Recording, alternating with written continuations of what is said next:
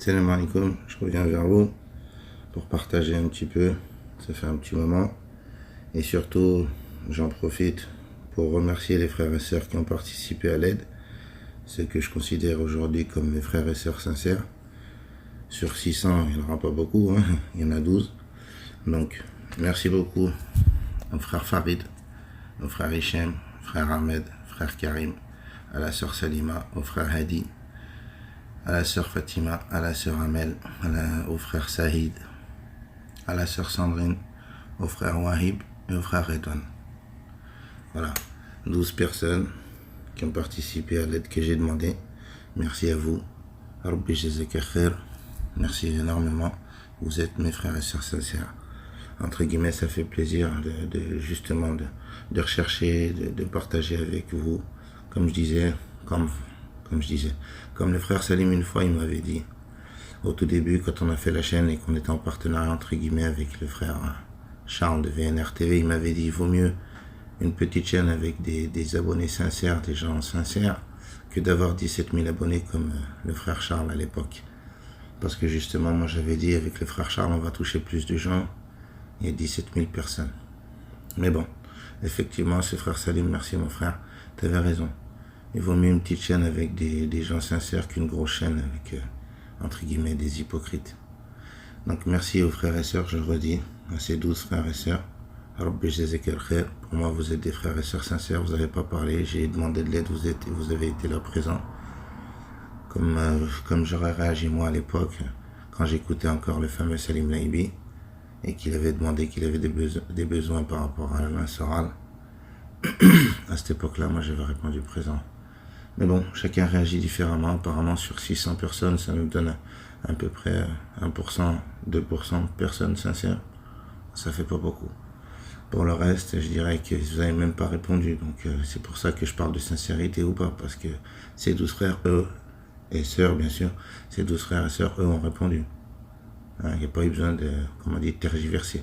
Par contre, sur 600 personnes, il n'y a que ces 12 frères et sœurs qui ont répondu. C'est là que ça devient intéressant. Parce que c'est là que je me dis, effectivement, depuis toutes ces années, je commence à comprendre qu'effectivement, les gens aiment bien parler. Parler, mais c'est tout. Je vous donnerai un exemple que ma fille pourrait vous témoigner. Après, je ne suis pas là pour rabaisser qui que ce soit. Mais bon, j'ai son grand-père, enfin, le grand-père de ma petite fille, Lina, que vous connaissez, qui vient sur les directs, et quelqu'un qui parle beaucoup de Dieu. Oh oui, des kilos. Il fait que ça, parler. Mais il faut voir les comportements qu'il a. Je ne veux pas rentrer là-dedans parce que je suis pas là pour faire de l'anonymat. Mais par contre, à l'inverse, ma petite fille, toujours Lina, elle a un beau grand-père, entre guillemets, je sais pas comment dire, qui lui, justement, ce monsieur, moi je le respecte, s'appelle Pierre. Et puis, lui, pour le coup, il n'est pas très croyant. Au contraire, quand je lui parlais de Dieu à l'époque, je lui faisais entre guillemets la da'wa, il me disait gentiment, laisse-moi tranquille avec ton Dieu, on verra là-haut. Mais lui, en attendant, ce que je voyais, c'est que cet homme-là, il m'a fait travailler avec lui. Cet homme-là, quand j'avais eu besoin effectivement de rechercher un appartement, il m'avait aidé. Voilà, ça c'est quelqu'un qui ne me parlait pas de Dieu. À l'inverse du soi-disant grand-père de ma fille qui, lui, faisait que me parler de Dieu.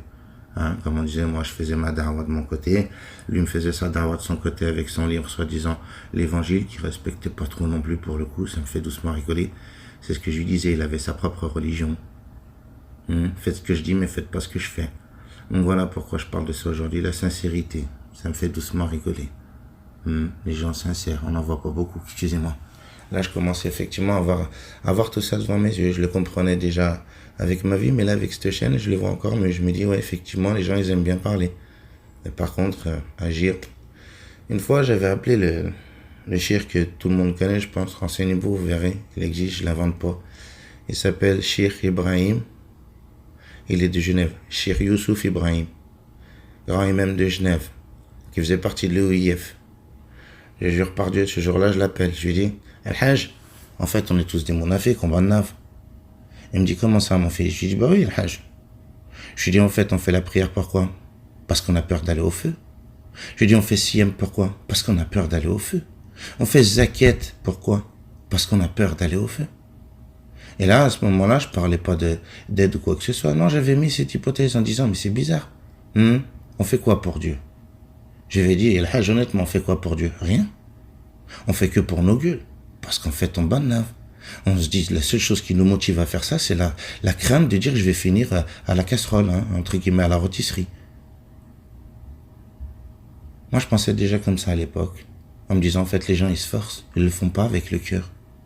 Là, je vous dirais, j'ai vu, sur 600 personnes, ces frères et sœurs-là, eux, ils ont pas parlé, ils ont agi avec le cœur, apparemment.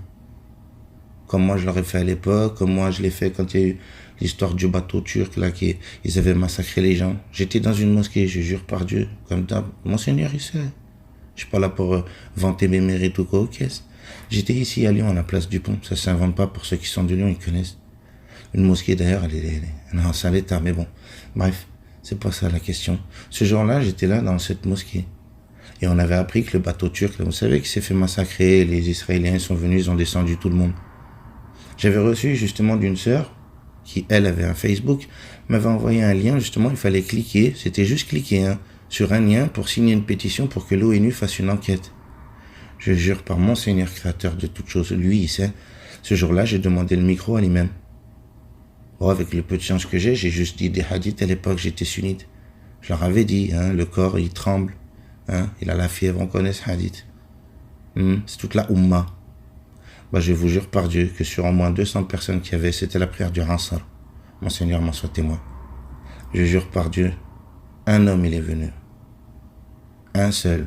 Et encore il a crié. Il m'a dit, mais t'as rien préparé, c'est pas comme ça. Je lui ai dit, smahli al-hajj, d'accord. Le soir, je jure par Dieu, je suis rentré au local à mon père, il avait un local avec une photocopie. J'ai fait quoi? J'ai photocopié justement les liens et je les ai découpés avec patience et minutie et je les ai ramenés dans un petit sac le soir parce que le lendemain, je retournais entre guillemets sur Thonon. À l'époque, j'habitais encore à Thonon-les-Bains.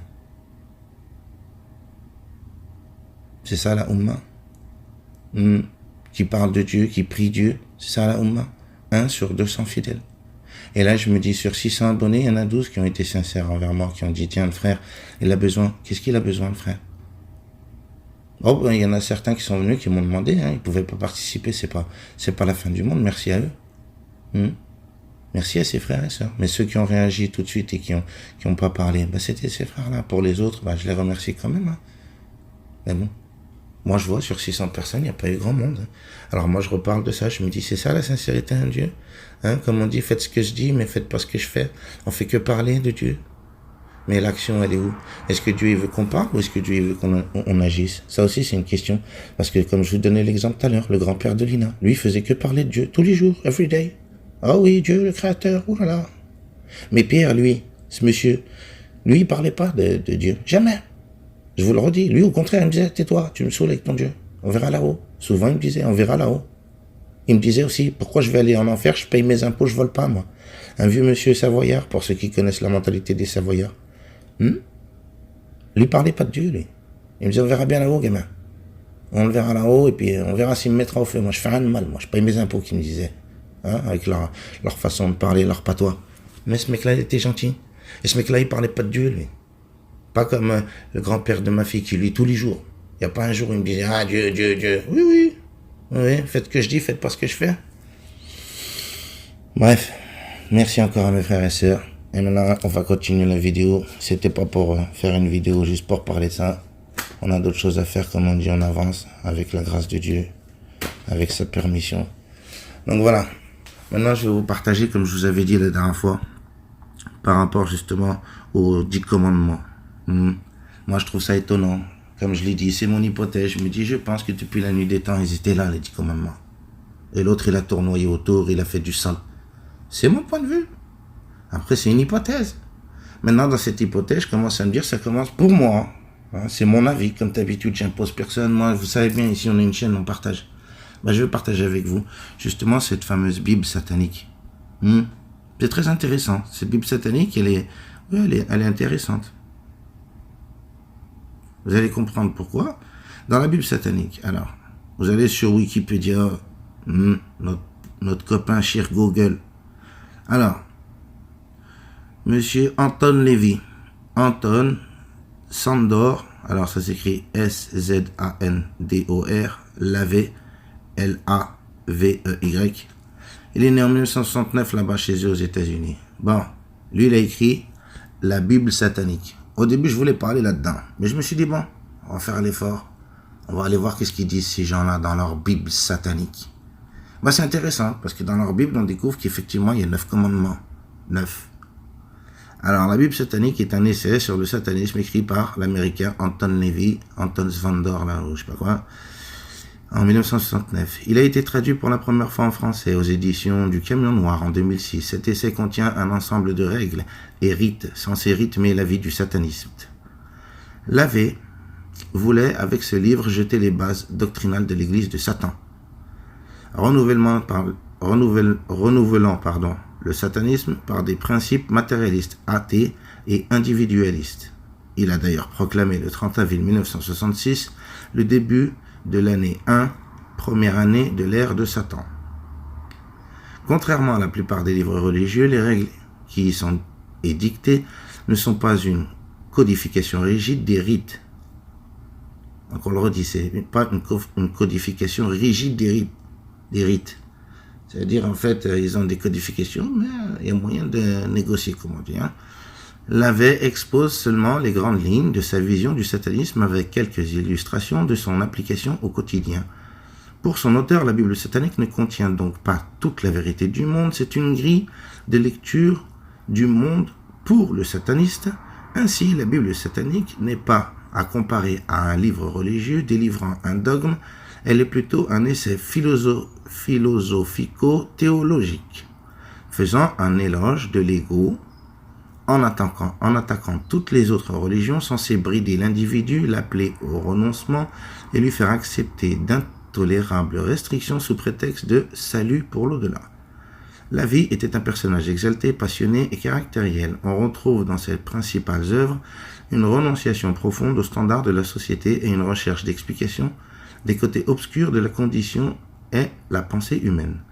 D'autres titres suivront tels que The Devil Notebook, The Satanic Witch, ou encore, œuvre semi-posthume, Satan Speak, textes dans lesquels on retrouve les exemples les plus concrets des préceptes énoncés dans la Bible satanique. Donc, le livre contient 4 grands chapitres nommés selon les 4 principes de l'enfer. Satan, le feu, Lucifer, l'air, Léviathan, l'eau, Bélial, terre. Ces 4 chapitres sont appelés des livres et chacun des principes de l'enfer symbolise un des 4 éléments. Donc là, ça devient intéressant, comme je vous disais. Les 9 représentations sataniques, donc ils ont 9 commandements. Au début du livre, l'auteur les cite, les 9 représentations sataniques qui sont aussi les 9 commandements de l'église de Satan. Satan représente la complaisance au lieu de l'abstinence. 1. 2. Satan représente l'existence matérielle au lieu de promesses spirituelles irréalistes. Bon, on va arrêter de dire semblace. 3, vous comprendrez. L'autre, quand je dirai l'autre, on va faire clair parce que j'aime pas trop dire semblace à celui-là. Parce qu'apparemment il a des tonnes de blases. Vous verrez, il y a une liste aussi, elle est impressionnante. Je préfère pas trop la dire, mais je vous donnerai le lien entre guillemets et vous verrez. Donc 3. L'autre représente la sagesse sans détour, au lieu de l'hypocrisie dans laquelle les hommes se complaisent. L'autre, ça c'est numéro 4, représente la bonté pour ceux qui le méritent au lieu de l'amour gaspillé pour des ingrats. 5. L'autre représente la vengeance au lieu de tendre l'autre joue. Tiens, c'est intéressant, on en avait parlé de ça. Le prophète Aïssa revient, il me dit tends l'autre joue quand il prend une tatane. Et le prophète Mohammed, que la paix soit sur lui s'il a existé, je ne sais pas, maintenant je commence à me poser des sérieuses questions.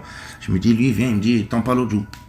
Donc ça, j'avais posé la question déjà dans une autre vidéo, j'avais dit c'est qui me demande de pratiquer ça alors, Dieu ou Satan? C'est qui pratique ça pour le coup?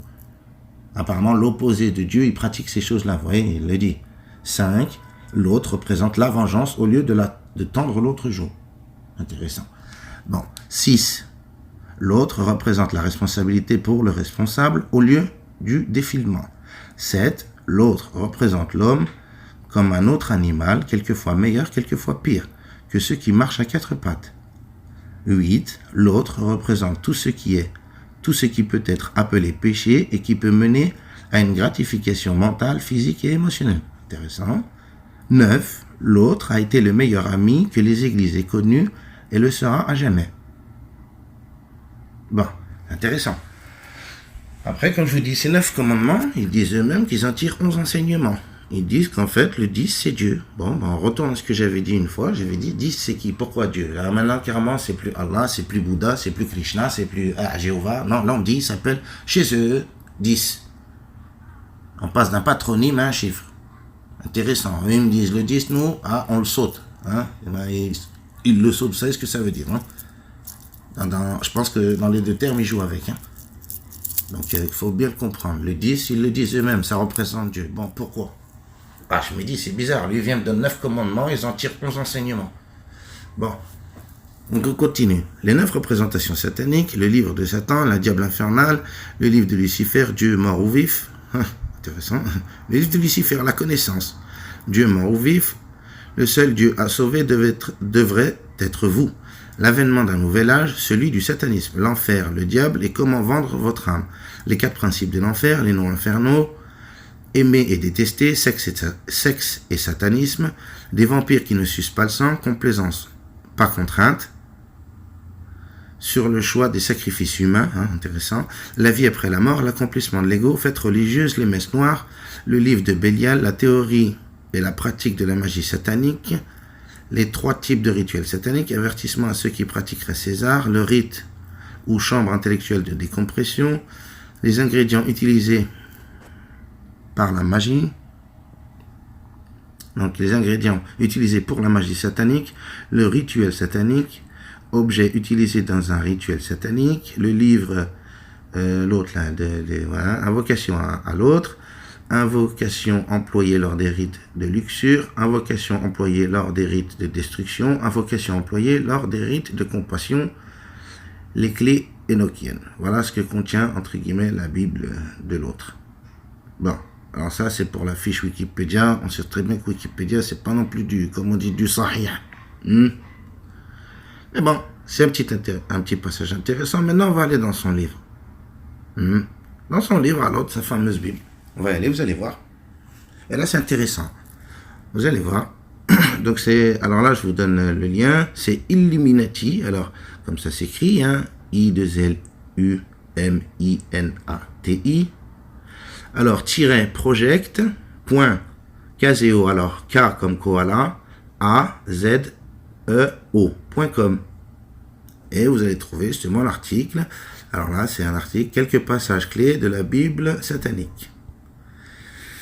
Alors, je vous lis l'article du gars, c'est pas moi qui déclare ces trucs, on soit bien clair avec ça. Je ne fais pas la promotion de la Bible satanique ou des travaux d'Anton Lévy. Je ne suis pas aussi pour les doctrines du Vatican. Donc, s'il vous plaît, évitez de vous surexciter en lisant cet article, car si vous êtes catholique, ça risque d'être chaud. Prenez ces informations comme critiques. Lavey s'est dédicacé à critiquer les dogmes religieux du Vatican. Il est très pertinent dans ses arguments. Ça, c'est le gars qui déclare ça. Donc voilà quelques passages que considère clés dans la Bible satanique à Anton Lévy.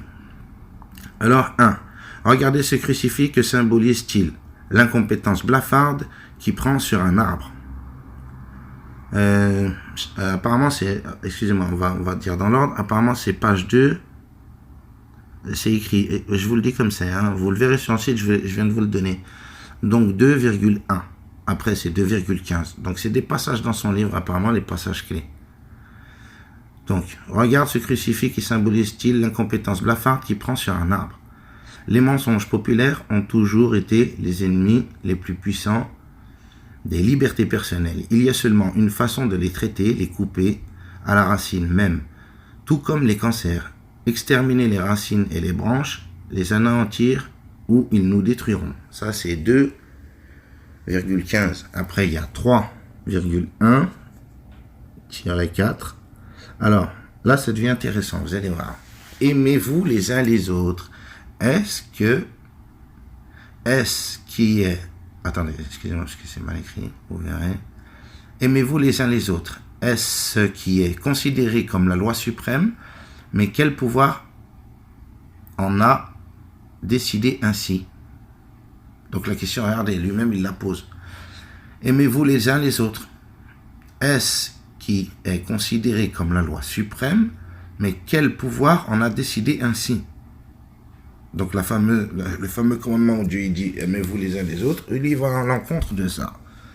Sur quelle autorité rationnelle est-ce que l'évangile d'amour repose? Pourquoi ne devrait-on pas haïr nos ennemis? Si je les aime, cela ne me placerait-il pas à leur merci? Petit 2. Est-ce qu'il est naturel pour des ennemis de faire le bien aux uns et aux autres? Et après tout, qu'est-ce que le bien? Ça, c'est lui qui pose la question. Et après tout, qu'est-ce que le bien? 3. Est-ce qu'une victime ensanglantée et déchiquetée peut aimer le sang qui coule de ses mâchoires? 4.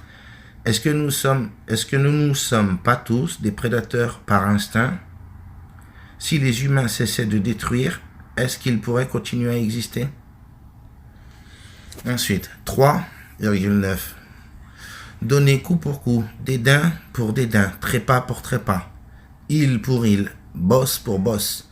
Faites de vous une terreur pour votre adversaire.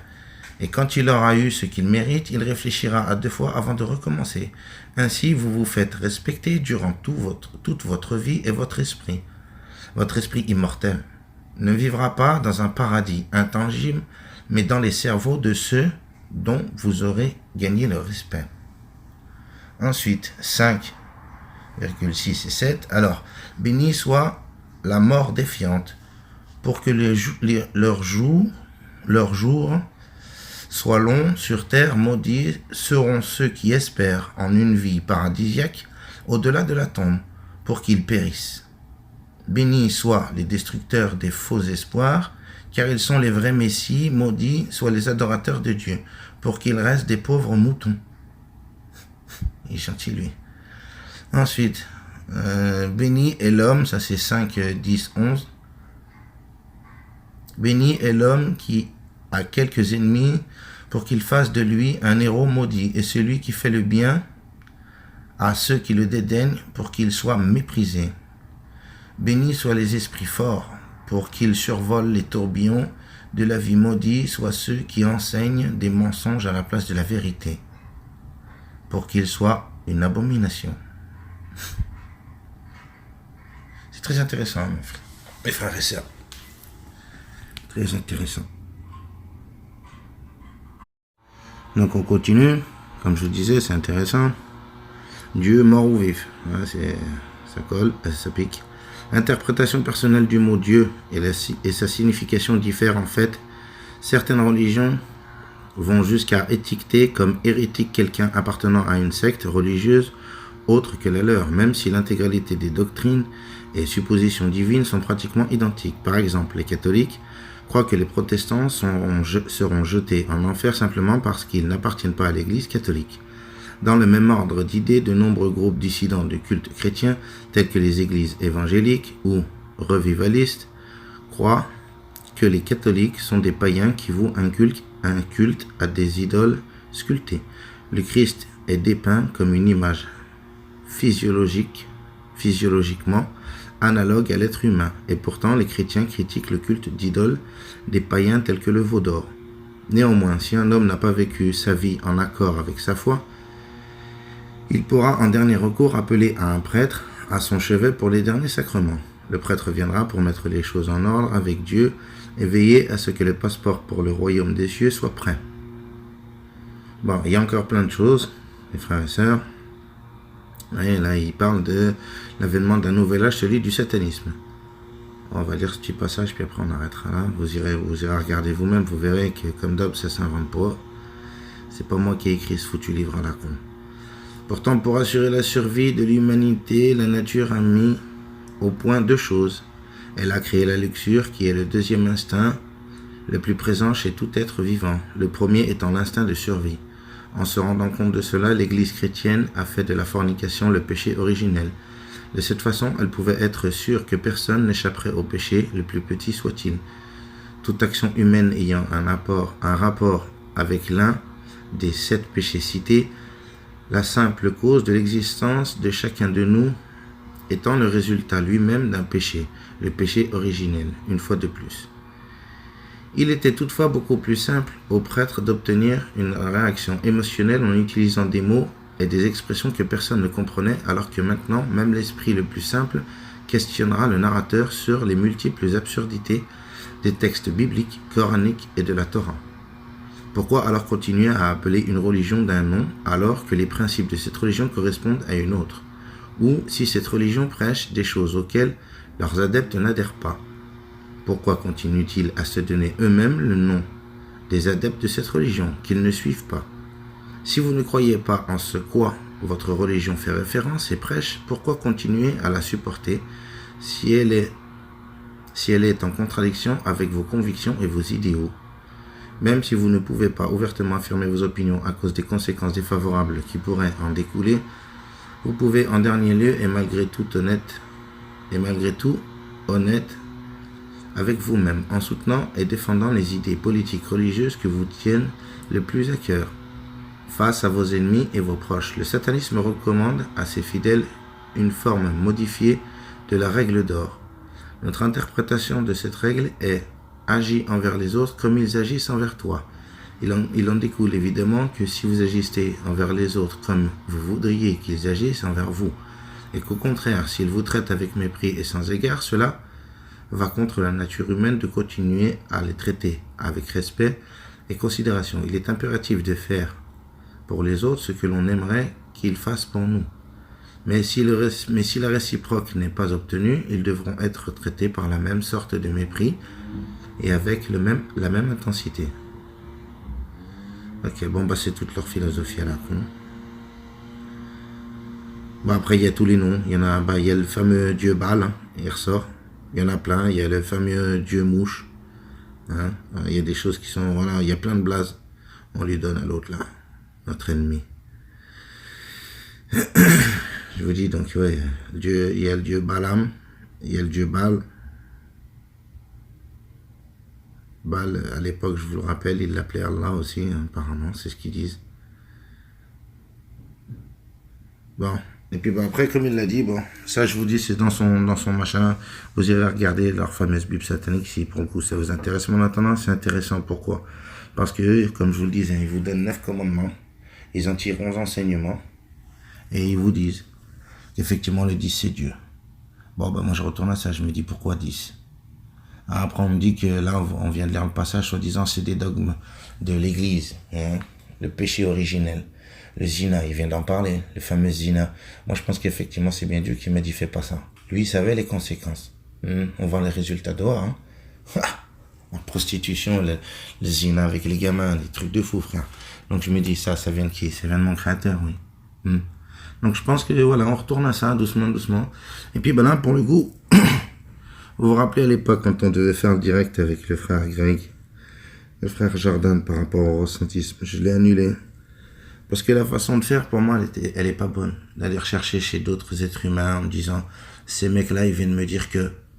Oh, moi, je me dis, si on suit la logique de vouloir, entre guillemets, avoir le sens critique de toute chose, et pas se faire avoir bêtement, comme on dit. Bon, il était normal, effectivement, d'aller retourner dans le Coran. Maintenant qu'on nous dit les hadiths, c'est fini, tout ça, c'était de la ventile, ils nous ont menti. Bon, après, la logique s'impose en disant, on va aller voir le texte.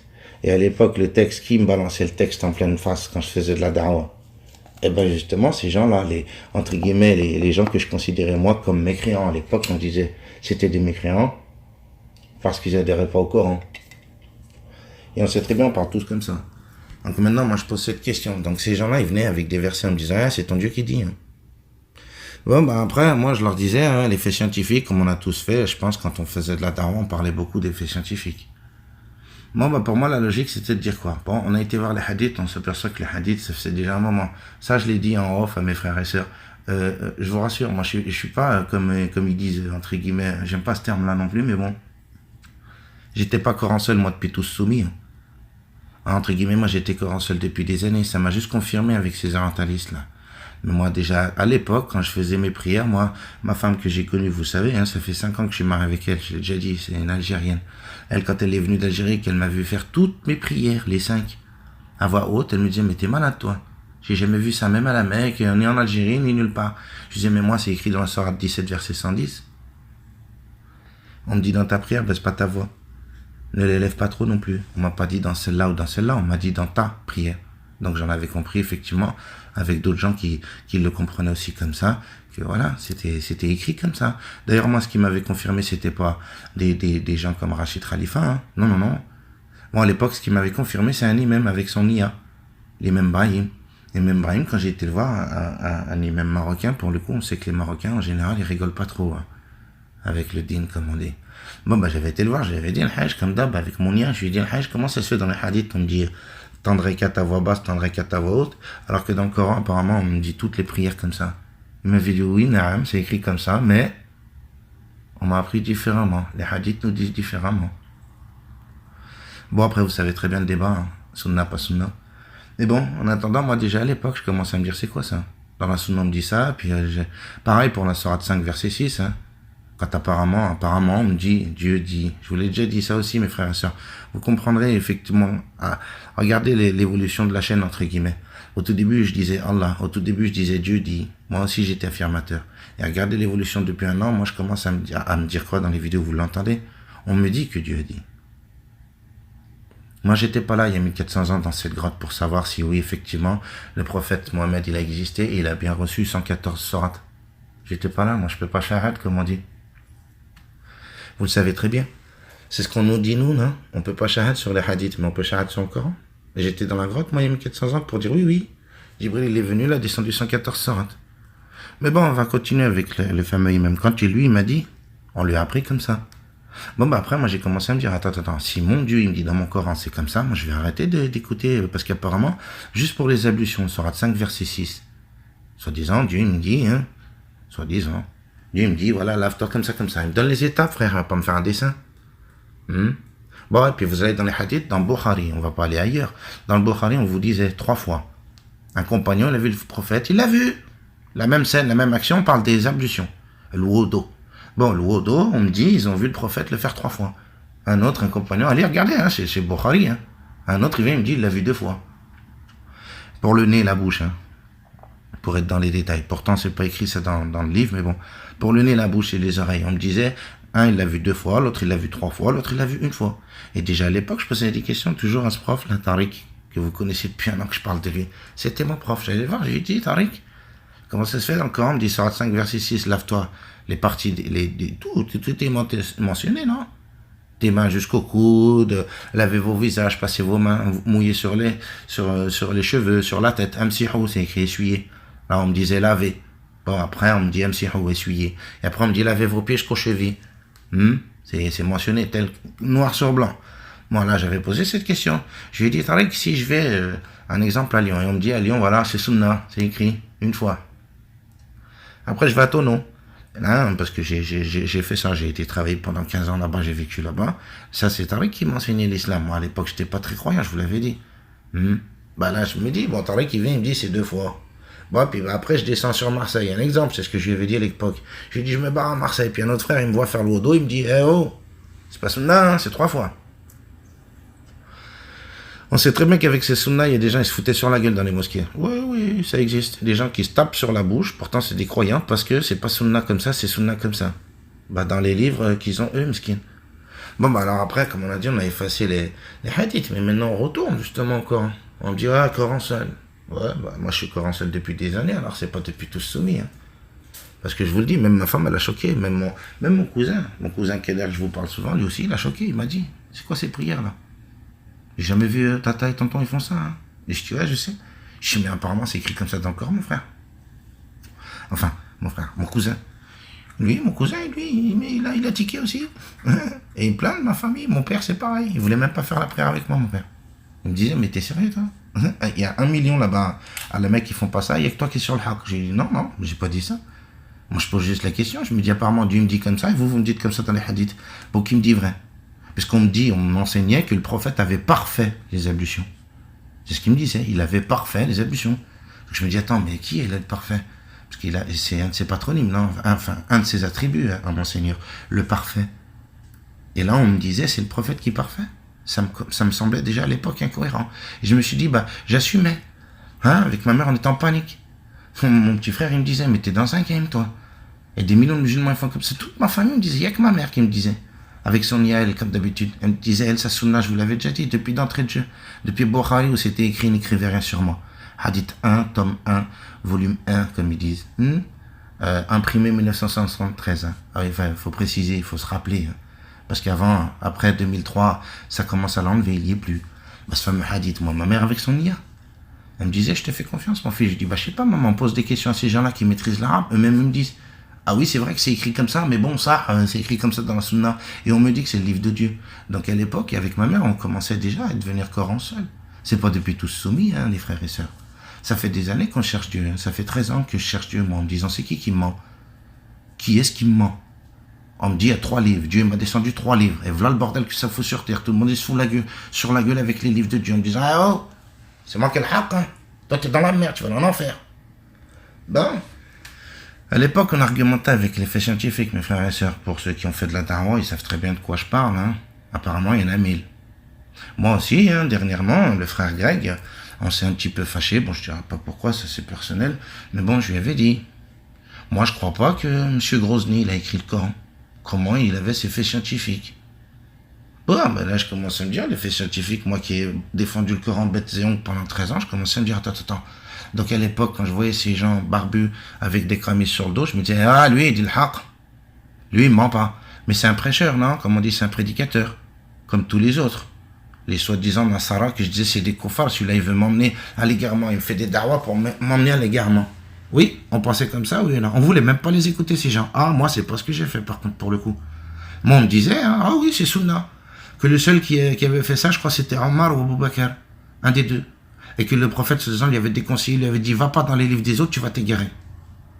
Bon, bah là, je commence à aller dans les livres des autres. Non, pas spécialement, je retourne au mien. Je me dis, c'est le mien, c'est disant, c'est celui-là, c'est le vrai. Bon, on retourne aux faits scientifiques. Bah, les faits scientifiques, effectivement, commencent à comprendre que, bah, il y a eu certains mensonges. Hein. Désolé de le dire, vous allez vous en apercevoir vous-même. Vous avez une petite conférence, pour moi, je l'ai interprété comme un signe. Hein. Oh, moi, je dis pas que je suis guidé, non, j'ai pas cette prétention-là. Moi, je sais pas, on verra là-haut, comme je dis souvent, très souvent, on verra là-haut. J'espère que Dieu me pardonnera si je dis de la merde, comme on dit. Vulgairement ici sur terre. Ouais, je dis de la merde. Ah, bah, je dis de la merde. En attendant, j'espère que mon Seigneur me pardonnera. Parce que moi, je fais que le chercher depuis 13 ans.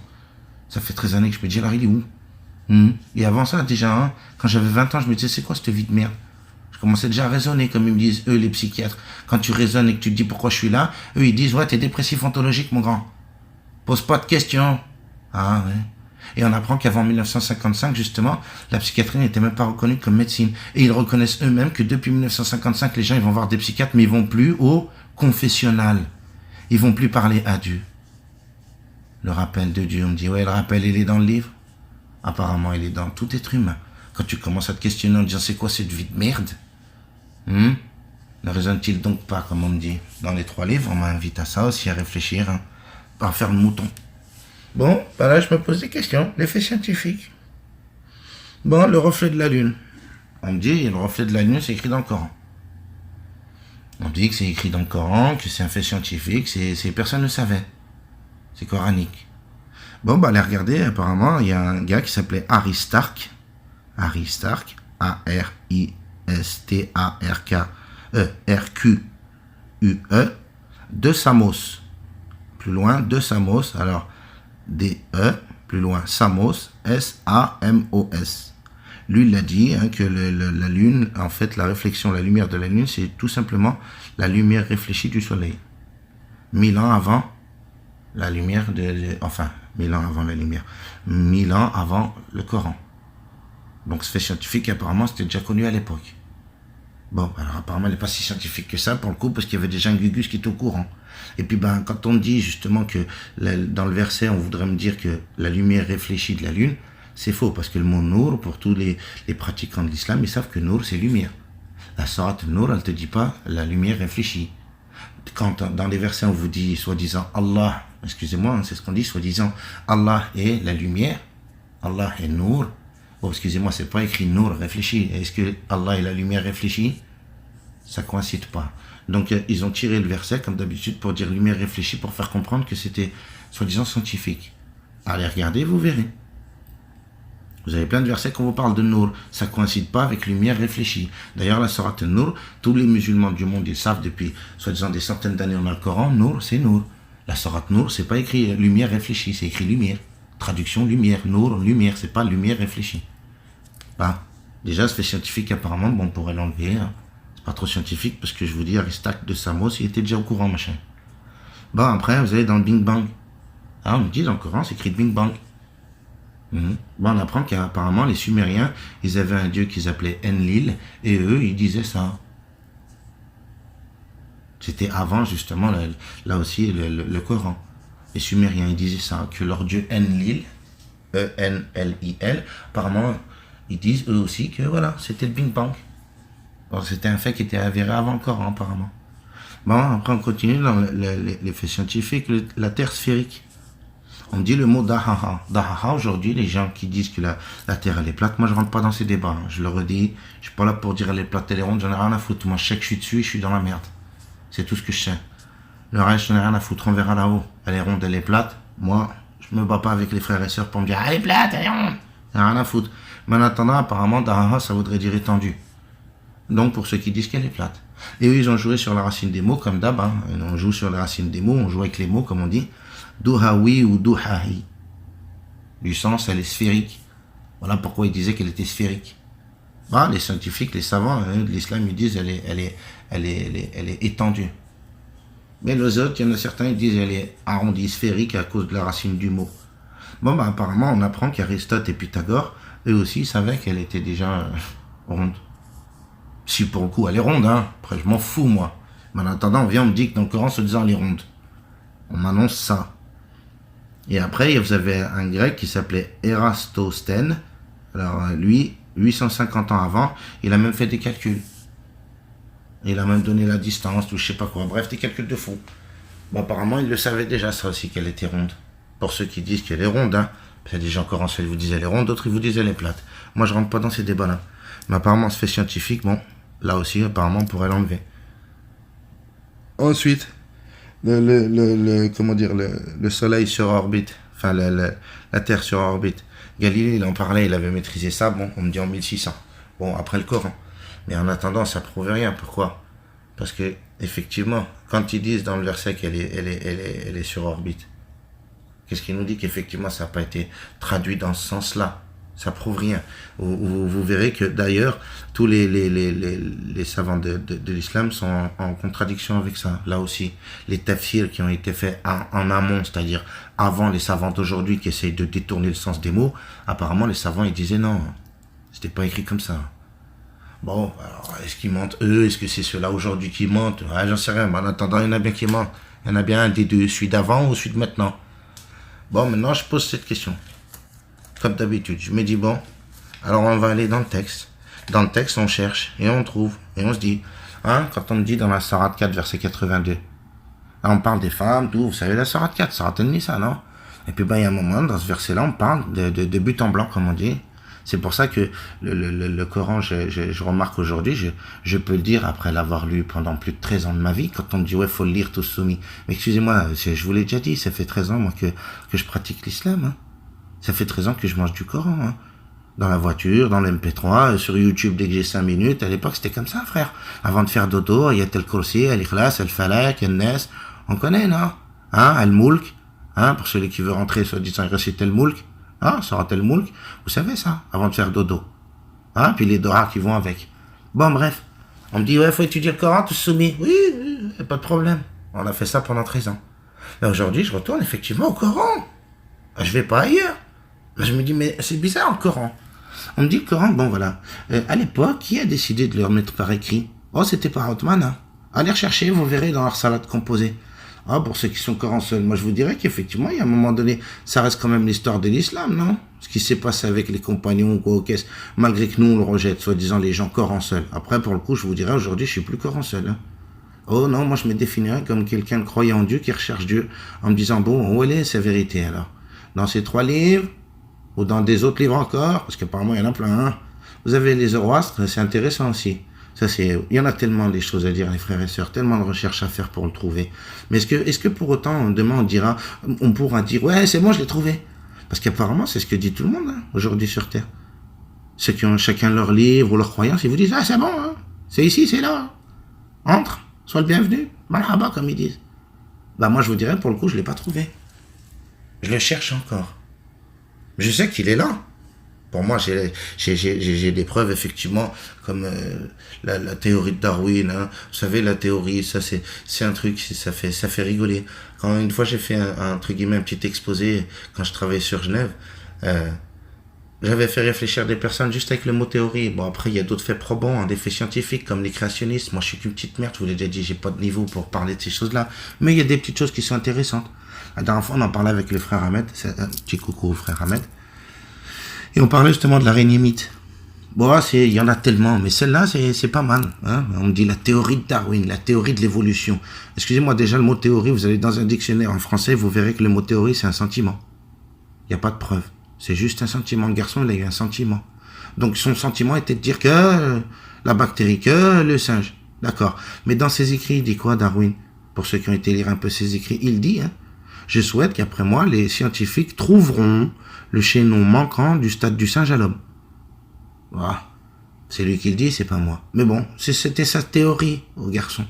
Une théorie, un sentiment. Bon, maintenant, je vous donne un petit exemple pour ceux qui... On le sait, tout ça. Bon, après, c'est même pas la peine d'aller dans le Coran. Effectivement, la création de Dieu, quand il nous donne sa création, si on réfléchit un temps soit peu, il y a moyen de trouver qu'effectivement, il est là. Hein. D'avoir une preuve, de dire, bon, il est là. Maintenant, qu'est-ce qu'il attend de moi? Bon, je l'ai trouvé, mais qu'est-ce qu'il attend de moi maintenant? Bah, on dit, on l'a trouvé. Oui, on l'a trouvé. On l'a pas vu, hein. On l'a trouvé. Apparemment, on arrive à le situer, à dire, il est là. Où? Là-haut, je pense, comme on dit là-haut, symboliquement, oui, il est là-haut, il est là. Maintenant, moi, je pose cette question, je me dis, quand on vous dit l'araignée mythe, pourquoi cette araignée mythe? Cette araignée, elle crée une substance elle tisse un bout de sa toile sur sa patte arrière, et elle sécrète un produit. Donc, elle crée une substance qu'elle met autour de sa patte arrière, enfin, qu'elle met sur le bout de la toile, là, une goutte. Et cette goutte, en fait, c'est la reproduction même de la femelle mythe. Elle sécrète ce produit pour attirer les mâles mythes. Bon, cette araignée, si on suit l'évolution de Darwin, elle n'existerait pas, en fait. Ou la mythe n'existerait pas. Pourquoi? Parce qu'il aurait fallu qu'elle soit copine avec la mythe et qu'elle lui demande: apprends-moi à créer cette substance pour attirer les mâles mythes. Elle se nourrit que de mythes, hein. Faut savoir. De 1000 maths. De mythes mâles.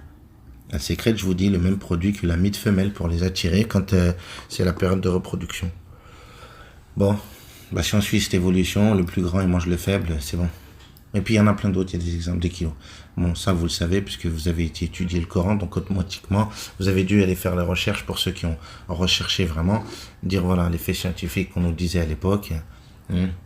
C'est pas forcément lié tout au Coran. Hein. On en découvre qu'effectivement, il y en a plein qui sont pas effectivement soi-disant dans le Coran, mais qui nous prouvent l'existence de Dieu. D'ailleurs, petite dédicace au frère Hadi, qui lui, justement, en diplômé de sciences, m'a dit que c'est pas les livres qui lui ont appris que Dieu existait, non. C'est justement comme les fameux créationnistes. Donc ce frère, il est là sur la chaîne avec nous. Il pourrait, ce serait sympa qu'il vous fasse un petit témoignage, un petit commentaire. Mon petit frère, d'accord. Petit témoignage, excuse-moi mon frère Hadi, si tu veux mettre un petit témoignage, dire comment toi t'as trouvé, tu sais, par rapport à tes études, hein, parce que c'est tes études, c'est pas des livres, comme tu m'as dit, qui t'ont amené vers Dieu. Donc voilà, ça pour le coup c'est intéressant. Donc la science, effectivement, les créationnistes nous prouvent que Dieu existe, sans même parler de livres, sans parler de religion, de Bouddha ou de Krishna, non. Bon, alors à partir de là, comme je vous le redis, dans la Sourate 4, verset 82, on me dit quoi? Je crois que c'est le 82. On me dit, s'il provenait un autre que Dieu, on y trouverait certes maintes contradictions. Excusez-moi. Là, à l'époque, je pouvais pas, j'étais musulman, je me disais, pain béni, frère, ferme ta gueule, parole incréée, ça vient de Dieu. Bon, bah là, je commence à émettre des hypothèses, on me dit, attends, tout vient de Dieu? Bon, bah là, on me dit, il n'y a pas de contradiction, excusez-moi, alors on va aller dans la Sourate 48. Dans la Sourate 48, on me dit quoi? On me dit, soyez durs envers les mécréants qu'ils ressentent en vous de la dureté. Et soyez bons envers vous, soyez comme des frères. Donc on m'invite déjà au communautarisme. C'est pas moi qui écris, c'est dans le Coran. Après on me dit non, mauvaise traduction, non, c'est écrit comme ça. Bon, après on me dit, dans d'autres sortes, soyez amour avec eux. Après il nous dit, parlez-leur d'une parole commune. Appelez-les avec ce livre. Après, d'après ce que, soi-disant, on me dit que c'est Dieu qui dit. Mais de l'autre côté, il me dit, attrapez-les et tuez-les tous. Donc quand j'avais balancé ce verset à l'époque, quand j'ai commencé la toute première fois de ma vie, donc il y a 13 ans en arrière à lire le Coran, que j'ai lu ce verset qui disait saisissez-les, attrapez-les, ou je ne sais plus comment c'est écrit, et tuez-les tous, on parle des mécréants. Ce jour-là, avec mon petit nia de débutant, entre guillemets, en islam, aujourd'hui je pourrais pas dire que je suis confirmé, mais on va dire que voilà, on a évolué depuis 13 ans. Mais bon, à l'époque j'avais posé cette question, Tariq, comme d'habitude, allô Tariq? Oh, puis il y en avait plein d'autres que j'appelais. Allô Tariq, oui, voilà, c'est écrit, tuez-les tous. Ah non, on me disait non, c'est contextuel, Mahdi. En attendant, aujourd'hui, on est en 2018, je pose cette question de nouveau en me disant, c'est contextuel ou pas? Le Coran, je l'ai là aujourd'hui. 2018, on me dit ça. Attrapez-les, tuez-les tous. On me parle de mécréants. Donc, excusez-moi, on fait quoi? On les tue, on leur parle. Après, on va me dire, c'est contextuel, les versets, mais quoi, mais dis-toi. Non, pour nous, déjà, ceux qui sont, entre guillemets, soi-disant pratiquants le Coran seul, on n'y croit pas, ça. Mais quoi, médinois? Moi, j'ai été chercher, avec d'autres frères, on a découvert, vous le savez bien, au début, sur les orientalistes, on avait découvert un fameux orientaliste, alors son nom, je sais plus c'est qui. Mais lui, il vient, il me dit, je vous l'avais déjà dit, que Ibn Mas'ud, son Coran, c'était 4 sourates. Bon, vous vous dites, à partir de là, c'est un orientaliste. Ça se trouve, il mitonne, lui aussi. Oh, tous c'est des mythos, ces pélos. Bon, j'ai dit, Mahdi, c'est pas du pain béni. On a été... Oh non, ça y est, ça commence. Annie, c'est... Excusez-moi. Donc, je vous disais, mes frères et sœurs, on apprend par orientaliste que Ibn Mas'ud, son Coran, c'était 4 sourates. Après, je vous ai déjà parlé, je crois, une fois, je suis pas sûr. On apprend sur un blog datant de 2003, fait par nos confrères sunnites, entre guillemets, qui, eux, démontent Ibn Mas'ud en disant que c'est un apostat qu'il avait refusé ces sourates, les 4 mêmes. Al-Fatiha, Al-Ikhlas, Al-Falak, Al-Nas. L'orientaliste, il me déclare tout le contraire. Il me dit qu'il avait 4 sourates et que c'était Al-Fatiha, Al-Falak, Al-Nas, Al-Ikhlas. Après, je crois qu'on vous avait dit aussi qu'il s'était fait défoncer les côtes par qui? Par Othman et ses sbires pour avoir le Coran. Il a déclaré quoi dans le hadith? C'est pas moi qui écris, c'est pas tous soumis. Dans le hadith, il a dit quoi? Il a dit, Ibn Mas'ud, il a dit, donnez-leur le Coran, ils ont qu'à le modifier, c'est pas grave. C'est dans le hadith. Vous avez dans le hadith, dans leur salade composée, le prophète, il dit, si tu dois aller chercher le Coran, va le chercher chez Ibn Mas'ud. Alors qu'il avait que 4 sourates. Après, il me donne d'autres noms. Abdullah, Zaïd et Salim. D'ailleurs, c'est intéressant parce que c'était le frère Salim, justement, de l'époque, qui m'avait fait ces petites parenthèses, justement, sur les codex. Que j'avais posé la question, je lui ai dit, il y a à peu près un an en arrière, je lui avais dit, ça veut dire quoi des codex? Ils me disent qu'ils avaient des codex. Chacun, il avait son codex. Aïcha, elle avait son codex. Foulen, il avait son codex. Ammar, Abu Bakr, tous, ils avaient leur codex. Bon, puis vous apprenez que c'est Abu Bakr qui a décidé justement de mettre le Coran par écrit. Parce qu'il y a eu un djihad et pas mal de compagnons, ces fameux compagnons qui, eux, connaissaient le Coran, comme je disais une fois. C'est bien beau de me dire shahad pas sur les hadiths, tu shahad sur le Coran. Mais ça vient de qui? Ça vient des compagnons, non? Ah bah oui, hein, il y a un moment donné, il faut appeler un chat un chat. Hein. Ça vient pas de mon grand-père, hein, ni de vos grands-pères. Hein. Ça vient de nos avant. Donc, les compagnons qui étaient autour du prophète, soi-disant. Bon, maintenant, eux, on me dit ça. On dit que c'est Abou Bakr qui a décidé parce que, justement, ses compagnons qui, eux, maîtrisaient le Coran, ils étaient en train de camper les uns après les autres. Bon, là, je pose la question. On a le Coran de qui aujourd'hui? Allez vous renseigner, vous verrez. On a le Coran de Zaïd. Oh, c'est bizarre, ça aussi, pour le coup. Sur 100 000 compagnons, c'est ce qu'on dit. Hein. À la fin de sa vie, le prophète Mohammed, que la paix sur lui s'il a existé, à la fin de sa vie, on me dit qu'il avait 100 000 compagnons. Ah, mais c'est bizarre, dans le Coran, on n'en cite que un, par son patronyme, Zaïd. De qui on a le Coran aujourd'hui, mes frères et sœurs? De Zaïd. 114 sourates, comme on le connaît, Zama, aujourd'hui. Bon, moi, je pose la question à Ibn Mas'ud, apparemment, là aussi, on m'annonce que, pour le coup, il n'en avait plus 4, mais il en avait 111. Hein, lui, il avait 111 sourates. Et puis, on apprend Abdullah, je crois. Lui, il en avait 116. Allez vous renseigner, vous verrez si je dis de la merde. Moi, j'ai rien écrit, comme d'hab, tous soumis, il écrit rien. Enfin, Mahdi. J'aime bien qu'on m'appelle Mahdi, mais bon, la chaîne, c'est tous soumis. C'est pas tous soumis, moi, j'invente rien, moi. C'est écrit dans leur salade composée, tout ça, ou au pire, leur savant, ou leur machin. Il faut juste aller creuser un petit peu, vous verrez. Alors, combien on a de sourates? Puis on apprend qu'il y en a un, il en avait 135, puis l'autre, il en avait 125. Bah, dis donc. Donc, comme je redis depuis le départ, entre guillemets, est-ce qu'on était là, nous, dans cette grotte, pour dire, ah oui, 114. Et tout vient de Dieu? Moi, je pose la question, hein, quand Ibn Mas'ud il déclare comme ça, donnez-leur le Coran, mais leur donnez surtout pas la Fatiha, ils ont qu'à modifier le Coran. Excusez-moi, ça pique ces paroles, hein. Oh, bah après ces hadiths, on va pas nous les donner dans les khutbah chez moi, hein. Oh, bah ça c'est sûr. Il va falloir aller chercher ces hadiths, qui sont quand même, entre guillemets, il va falloir le dire, hein, l'histoire de l'islam, non? Après, ben, j'ai repensé à ça ces derniers temps. Je me dis, oui, Coran seul. Ouais, Coran seul. Zama, on n'écoute que le Coran, donc on n'écoute que Dieu. Prophète, on me fait comprendre, Zama, le prophète, c'est un facteur. Grosso modo, hein. Les gens Coran seul, c'est ce qu'ils disent, plus ou moins. C'est sans vulgarité aucune, ils font comprendre. Ils ne le disent pas ouvertement, ça. Mais ils le font comprendre, hein, avec des mots, hein, en disant, ouais, voilà, c'est un facteur. Il est venu t'apporter le message, le Coran. Et il faut suivre que le Coran, pas le prophète. Bon, bah, je retourne dans les versets, effectivement. On me dit quoi dans le Coran? Et à un moment donné, il va falloir être honnête envers nous-mêmes, hein. Quand on dit que c'est un modèle, excusez-moi, Dieu, apparemment, il me dirait, hein, on me dit que Dieu dit que c'était un modèle à suivre. Oui, non. Après, on me dit à suivre à travers son Coran. Bon. Est-ce que, maintenant, moi, je pose la question, nous, êtres humains, on ne doit pas l'écouter, hein, c'est pas notre modèle, non, le modèle, c'est le Coran. Bon, apparemment, Dieu, il serait trompé en me disant, faut le suivre comme un modèle. C'est un modèle à suivre, excusez-moi. Bon, puis il y en a plein d'autres, hein, où il me dit, hein, il est certes de bonne morale, et bref, apparemment, il me fait comprendre, effectivement, il faut arrêter de mentir, hein, jouer sur les mots, comme on dit. Lui-même, Dieu, apparemment, il me dirait, c'est un modèle à suivre. Donc, excusez-moi, un modèle. Moi, je pose la question, c'est quoi un modèle? Allez, on va faire le gamin, style, on va jouer le gamin, j'ai 4 ans. C'est quoi un modèle? Alors, expliquez-moi ce que c'est qu'un modèle. Bah, aujourd'hui, en 2018, avec ce qu'on voit à la télé, on sait c'est quoi un modèle, non? Hein, quand on nous dit les modèles, qui? Les défilés, compagnies, on appelle ça comment? Des modèles, non? Pourquoi? Pour que tu ailles, toi aussi, porter la robe qu'ils portent. Entre guillemets, hein? Les femmes, elles savent de quoi je parle. C'est ça un modèle, style, hein, non? Ah oui, on me dit. Le modèle à suivre. Bah, aujourd'hui, un modèle, on vous dit, porte du Vuitton, faut porter du Vuitton. Lui, il porte du Gucci, faut porter du Gucci, le modèle. Zama, le modèle. C'est ce qu'ils disent, eux, non? Les modèles. Bah là, c'est Dieu qui me dit, alors, un modèle à suivre. Mais on me dit, non, faut pas le suivre, hein, faut écouter que le livre.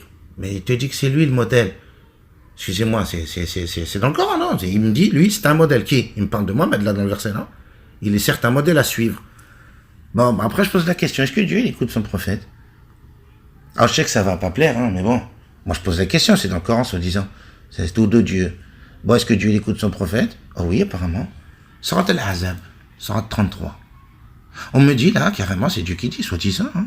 Soi-disant, toujours. Mon Seigneur, pardonne-moi. On me dit, Dieu dit, ne restez pas à attendre le repas, attendez qu'on vous invite. Ou la formulation, je ne le connais pas par cœur, mais allez-y, vous verrez. Surat al-Ahzab. Attendez qu'on vous invite, et une fois que vous êtes restauré, que vous avez mangé, ne traînez pas. Car le prophète se gêne de vous dire, mais, Allah, excusez-moi pour moi, c'est pas, voilà, soi-disant, on me dit, Dieu ne se gêne pas pour dire la vérité. Donc là, il me fait comprendre quoi, Dieu? Parce qu'il a écouté son prophète, non? Lui-même, soi-disant, Dieu, il a écouté son prophète, bah oui. Bah oui, là, dans le verset, il me fait comprendre, oui, le prophète, il se gênait de te dire. Il n'avait pas envie de te le dire, bah moi, je te le dis à sa place. Apparemment, c'est ça, c'est dans le verset, non? C'est pas, là aussi, c'est moi, j'ai écrit le Coran, c'est mal formulé, c'est, excusez-moi, c'est écrit, non? Apparemment, Dieu lui-même, il écoutait les envies de son prophète. Son prophète, il n'avait pas envie que les gens y traînent trop à la maison. Bon, bah après, pour ceux qui démontent l'islam, ils diront que le soir, effectivement, il avait d'autres choses à faire. Dans les fameux hadiths où on dit qu'il avait ces 9 femmes à, entre guillemets, s'occuper. Hein. C'est pas moi qui le dis, ça aussi, hein, c'est des hadiths. Soi-disant, la nuit, il faisait le tour de ces 9 femmes.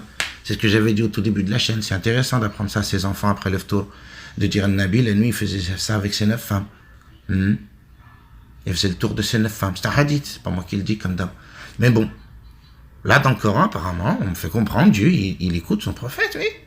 Le prophète, il n'osait pas le dire, mais Dieu le dit, il le dit, hein. Restez pas, barrez-vous. Lui, il n'ose pas vous le dire, moi, je vous le dis. Donc, est-ce que Dieu, il écoute son prophète ou pas? Apparemment, excusez-moi, c'est dans le Coran, hein. Excusez-moi, je l'ai écrit, ce verset, non, moi, c'est comme ça qu'ils le traduisent, hein. Est-ce que c'est bien traduit? Alors là aussi, hein, on peut aller là-dedans, hein, jouer avec les mots. Bon, bah, apparemment, le Coran que j'ai aujourd'hui, il me dit ça, que Dieu, il a écouté son prophète. Il a écouté son envie, il l'a écouté. Donc il me dit à moi, c'est un modèle à suivre, mais on me dit non, il ne faut pas le suivre. Donc pour retourner comme on était au début, par rapport aux compagnons, tout ça pour aller où? Dans le sens, les compagnons. C'est qui m'a remonté le Coran? Hein, je peux pas shahad sur le hadith, mais je peux shahad sur le Coran. Mais excusez-moi, c'est qui m'a remonté le Coran? Bah, c'est eux. Vous avez justement dans le hadith, il vous dit c'est Abu Bakr qui a donné l'ordre. Ah, puis après, il est venu à Othman. Mais Othman, c'était après. Mais au début, qui a donné l'ordre? Abu Bakr.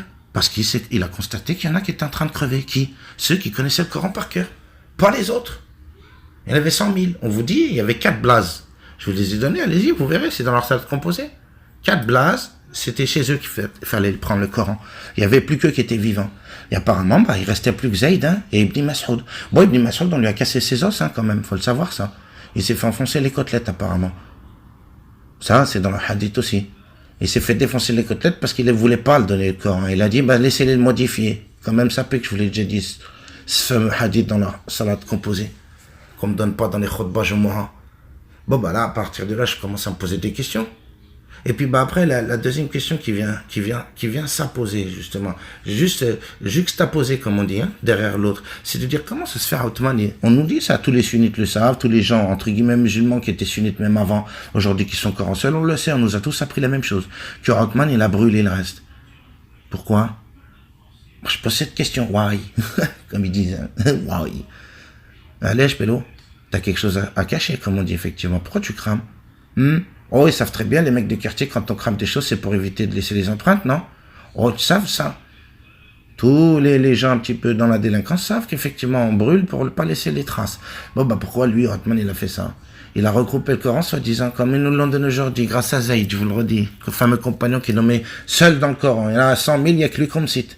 Zayd, Zama, fais confiance, Ça vient de lui, le Coran que tu as aujourd'hui, 114 sourates. Après, le format qu'on a aujourd'hui, complètement, entre guillemets, désorganisé, excusez-moi, mais il y a un moment, faut le dire, appeler un chat un chat. Moi, il y a encore quelques mois en arrière, justement, je posais cette question. Je me disais, avec mon lien, quand on cherchait les prières, on me disait, bon, Coran seul, il y a plus 5 prières. Apparemment, c'est 3, apparemment, c'est 2, apparemment, c'est pas, apparemment. Bon, bref, on cherchait. Et là, j'ai posé cette question à ma mère, comme d'hab, on se concerte souvent avec d'autres frères aussi, mais bon, là, pour le coup, comme d'hab, c'était ma petite maman. Je lui dis, maman, moi, je comprends pas. Comment se fait-il, Dieu, il vient, il me parle de Moussa, il me parle dans combien de versets, dans combien de sourates différentes, il me parle de Moussa. Noé, c'est encore pire. Allez voir, vous verrez. Donc, il est, comme on dit, désordonné. Est-ce que Dieu, lui, qui a ordonné toute cette création-là, comment c'est magnifique, ils vous disent, un micron à droite, un micron à gauche, on serait tous morts. Ils le disent les créationnistes. Si la Terre elle était placée un micron à droite vers le Soleil, on serait cramé. Si on serait un micron à gauche, on serait gelé. Moins de 273 degrés dans cette galaxie. Les créationnistes ils le disent. Bon, c'est bon, ça nous comprend. Dieu il est là. Moi je pose cette question alors.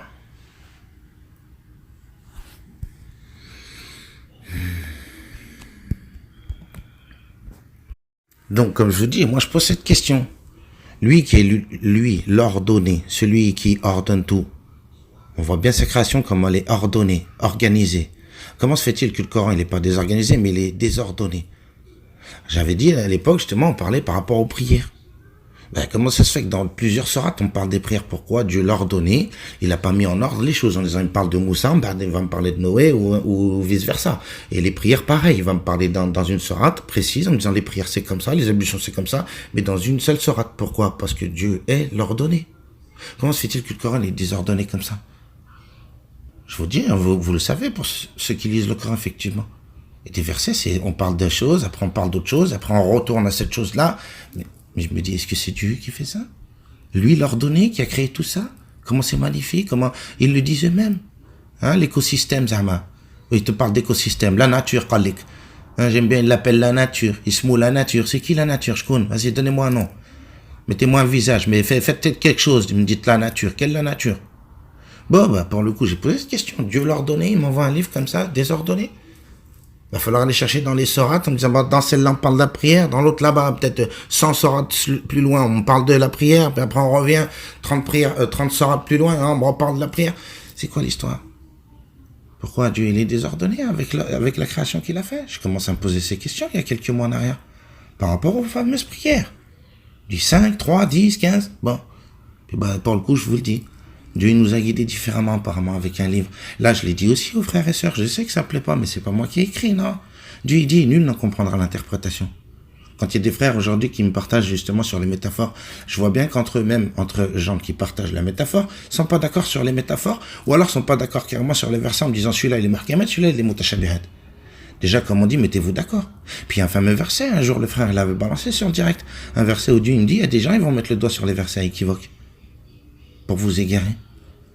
Donc qui va m'enseigner le Coran apparemment? Qui va me faire comprendre ce livre?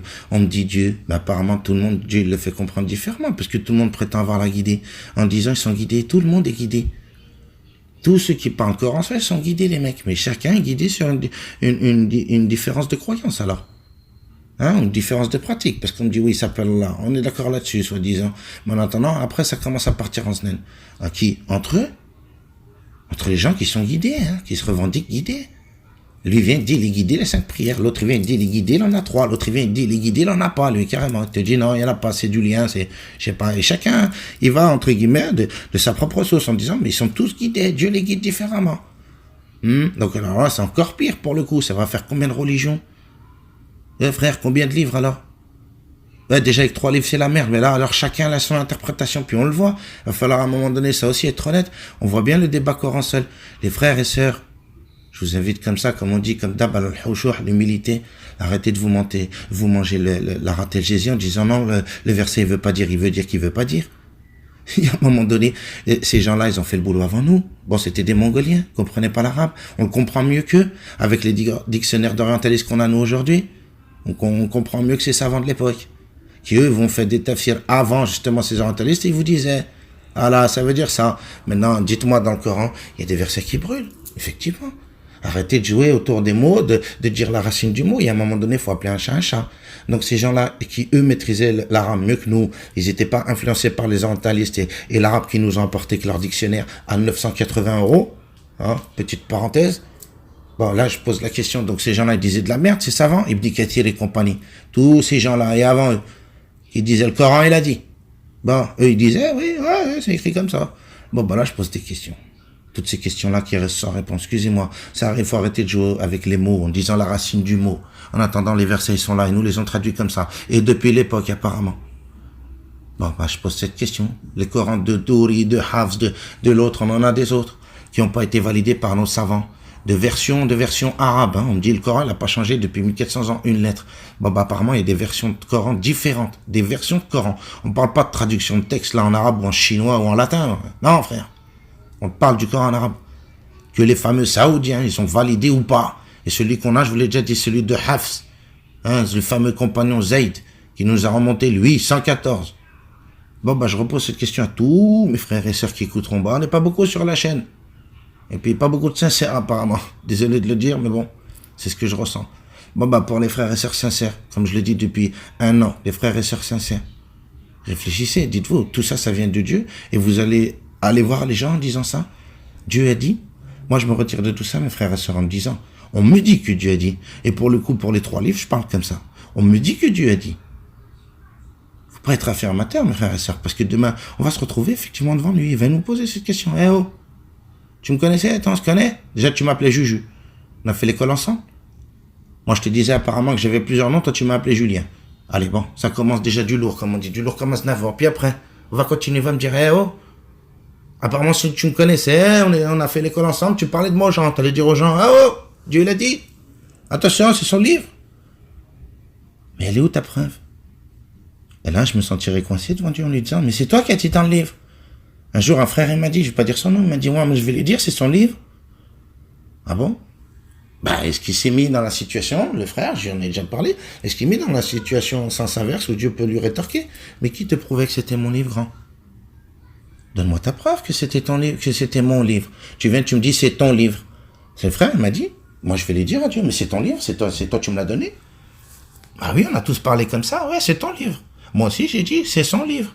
Bon, aujourd'hui, je commence à me dire, est-ce que c'est son livre? C'est ça l'humilité des créationnistes, de dire, eh oh, il y a un créateur, hein, il vous prouve. Hein, comme on dit, ni avec l'amour. Il te prouve. Dieu. Ils sont pas là pour faire des débats de théorie pendant des entre guillemets, hein, des lives et des lives et des lives, pour se prendre la tête entre frères et sœurs, soi-disant croyants. Ça sert à quoi tout ça? Eux, ces gens-là, ils viennent avec l'humilité, ils vous disent, bon, ils posent des faits. Déjà, c'est des faits scientifiques, comme on dit, des faits. Bah, Eux, ils nous disent, les savants, ouais, la science, ouais, ouais. Et à un moment donné, quand c'est contradictoire avec le Coran, faut laisser tomber. Ah, ça, c'est intéressant pour le coup. Avec leur fameuse fatwa de dire, hey, si c'est en contradiction avec le Coran, on n'y va pas. Par contre, quand c'est en corrélation avec le Coran, alors là, on te dit, eh oh, c'est bon, tu prends.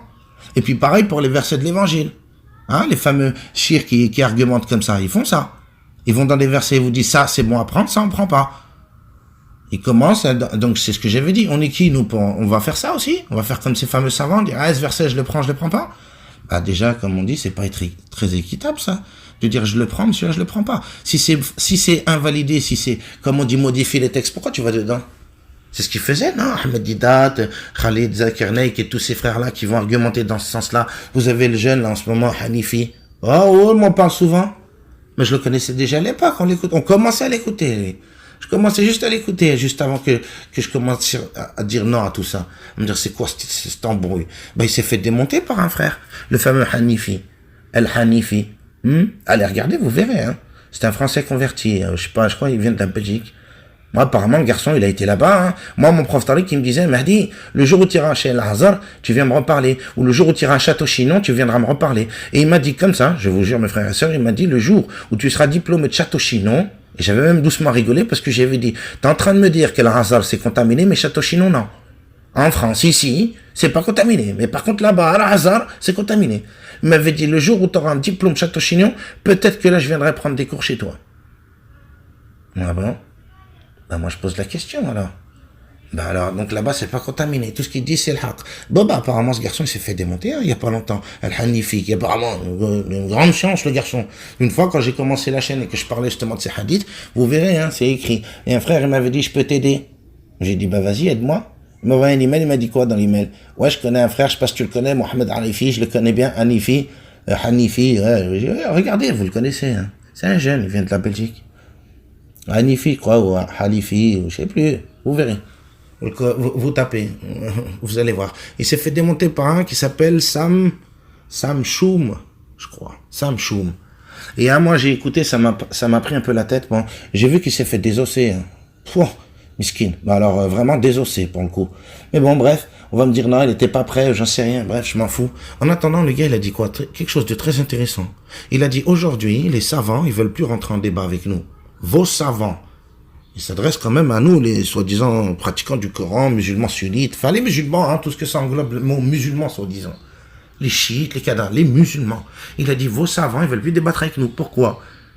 Parce qu'effectivement, à l'époque, ce que je remarque, quand j'écoutais justement énormément Zakir Naik, j'écoutais énormément aussi Ahmed Didat, je les appréciais énormément, et je voyais qu'en face de eux, ils étaient démontés les pélos. Pourquoi? Parce qu'effectivement, ils n'ont jamais bûché le Coran. Par contre, ces fameux gens-là, aujourd'hui, là, qui viennent, eux, ils ont été étudier le Coran, et en arabe, pour le coup. Et là, ça plaît plus. Et là, on voit qu'effectivement, eux-mêmes, ils le reconnaissent. Vous verrez. Tapez, vous verrez. Aujourd'hui, des débats interreligieux comme ça, de grande envergure comme Ahmed Didat, il n'y en a plus, à part ce petit jeune qui se fait désosser. Et pourtant, il a été à Château-Chinon, lui. C'est pas comme moi, je suis une merde, je suis un agent de sécu. Bon, ben, il s'est fait désosser, miskin. On a regardé, hein. Allez voir, vous verrez. Elle dure 3 heures, ou je sais plus combien. Frère, il s'est fait déchirer. Et soi-disant, ils ont la chance, ces frères-là, mais voilà la chance qu'ils ont. Tu connais la radio, tu connais le Coran par cœur, ouais, oh là là, frère, ouais, comme on dit chez nous à Lyon. Ouais, bien, hein, mais il s'est fait déchirer, miskin. Et l'autre, il l'a dit, il a pété un plomb au bout d'un moment. Vous savez, les débats au bout d'un moment, hein, c'est assez virulent. Ça aussi, ça c'est une petite info, je vais pas faire comme on dit le nanima. Allez, vous verrez. La vidéo, apparemment, ce fameux Hanifi, là, ou Hanifi, je sais plus comment il s'appelle, il a menacé qu'il fallait enlever cette vidéo. Vous verrez, le gars, il s'en vante, il est content, il a mis justement, au début de la vidéo, avant de mettre la conférence, il met les fameux commentaires de fameux Hanifi qui dit, faut pas me poster la vidéo. Bon, bah, tu te dis, oh, encore pire, là, ouais, frère.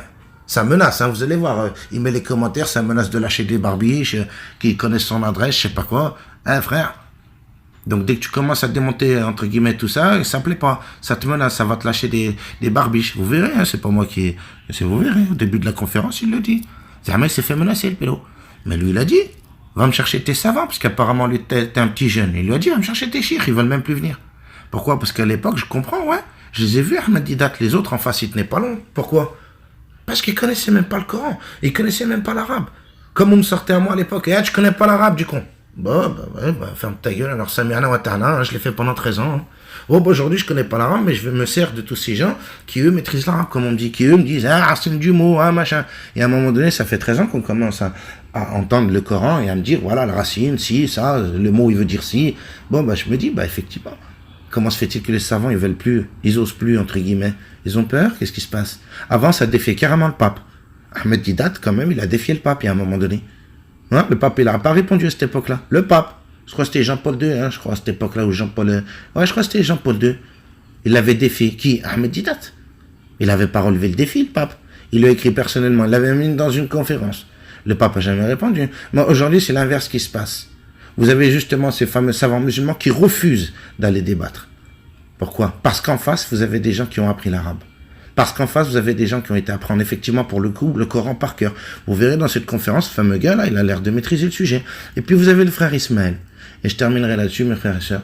Vous avez le frère Ismaël, tapez sur internet, comme d'hab YouTube, Shir, Google. Tapez frère Ismaël, converti à l'islam. C'est un Canadien, je crois. Lui, il a fait 18 ans de da'wah. Mes frères et sœurs, il s'est converti à l'islam, il a fait 18 ans de da'wah. Moi, à l'époque, justement, quand j'étais comme d'hab sunnite, je l'écoutais, ses frères, parce qu'il faisait de la da'wah. Et voilà comment il faisait de la da'wah. Il maîtrise l'arabe, faut voir. Allez voir, vous verrez, hein, comme d'hab, frère Ismaël. Bah, aujourd'hui, vous verrez sa chaîne. Comme on dit chez nous, hein, il a apostasié. Frère, tu colles. Tu dis, c'est pas le seul, apparemment, hein. Il y en a des kilos, ils ont apostasié. Allez. Parce qu'eux aussi, ils ont commencé à se dire, oh, tout ça, ça vient de Dieu. Ben là, aujourd'hui, je vous dirais, j'en suis pas à l'état de dire, ouais, apostasier de Dieu, moi. Moi, j'apostasie des livres. En me disant, tout, il vient de Dieu. Tout vient de lui. Comme on dit avec l'yakin, hein, la certitude. C'est lui. C'est ton livre. Comme il m'a dit le frère, il va lui dire, c'est ton livre. Moi, j'oserais pas dire à Dieu, ouais, Inani, c'est ton livre. J'étais pas là, moi, dans la grotte, il y a 1400 ans, pour dire, soi-disant, Djibril, il est venu. Et puis là aussi, c'est intéressant, mes frères et sœurs, quand on dit le Coran. Ça aussi, on retourne à ça. Vous verrez, allez chercher, vous verrez. Vous avez Jean de Damascus, 70 ans après la mort du prophète, il déclare quoi, lui? Il dit, le Coran, il a le témoignage des compagnons, je le répète, 70 ans après le prophète, il vient, il témoigne ça, Jean de Damascus, dans ses écrits, qui a commencé, lui aussi, à vouloir traduire le Coran. Hein? Lui, il me dit quoi? Il me dit, le Coran, il l'a reçu en une nuit. Là, j'avais dit au frère Soril, il y a quelques mois en arrière, hein, vous savez tout ça, il y a quelques mois, quand on était encore avec le frère Soril, je lui avais posé cette question. Je lui ai dit, là, il vient, il m'annonce que le Coran en une nuit. Excusez-moi, mais en 33 heures, on me dit qu'on le récite aujourd'hui. 33 heures. Et tout ça, le frère Soril, il le sait. Ça, c'est pareil, aujourd'hui, j'ai plus de commentaires, comme si je suis mort. Hein, le Hajj? Je sais très bien que vous regardez le Hajj, parce que vous m'aviez dit que par rapport à Jeanne Prod, vous avez été regardé et tout. Je sais que vous regardez, mais vous n'osez pas commenter. Pourquoi? Je comprends pas. C'est blessant. Soi-disant, on était une famille. On allait tous chercher Dieu. Pourquoi? J'ai mangé une frappe? Allah yahdik ya wildi. Comme on me disait quand j'étais sunnite, Allah yahdik ya wildi. Je dis de la merde, parce que je maîtrise pas l'arabe. Mais tous ces gens qui maîtrisent l'arabe, alors c'est tous des cons. Il n'y a que le frère Sohail ou Lyon Muslim ou tous ces frères qui viennent et qui disent, eux sont guidés, eux ils savent le Coran, toi tu le connais pas. Moi à l'époque je vous l'ai redit, j'ai été chercher chez Lyon Muslim, j'ai été chercher chez Sohail, on a été chercher chez l'autre là qui était, il est d'où lui, il est de Lyon aussi apparemment, il est de là d'à côté là, je sais pas d'où, Chassieux je crois. Je sais plus comment il s'appelle le frère, si on a été regarder un peu, bref. On a été regarder chez ces gens qui eux sont guidés, qui eux maîtrisent le Coran, qui eux maîtrisent l'arabe. Et là j'ai commencé à me dire, Mahdi, mais même entre eux ils sont pas d'accord. Toi, petite merde qui connaît pas l'arabe, frère Sohail, Lyon Moustil, l'autre, le frère là-bas, je crois, il s'appelle Mahdi en plus, je crois. Je suis pas sûr. Rassurez-moi, il y en a qui le connaissent, il habite à Chassieux, il est aussi là une chaîne YouTube. Ben, je me dis, mais il n'y a pas que lui d'ailleurs, il y a les frères là-bas en Syrie, il y en a un frère en Algérie. Ben, je me dis, mais tous ces frères-là, alors pour le coup, c'est ma femme qui m'a aidé à comprendre, hein, parce que eux, c'était en arabe pour le coup. Mais là aussi, je me dis, ils sont tous guidés, mais ils sont tous différemment guidés apparemment. Bon, bah moi, Dieu va me guider comment dans tout ça? Je vais aller, j'ai demandé à qui?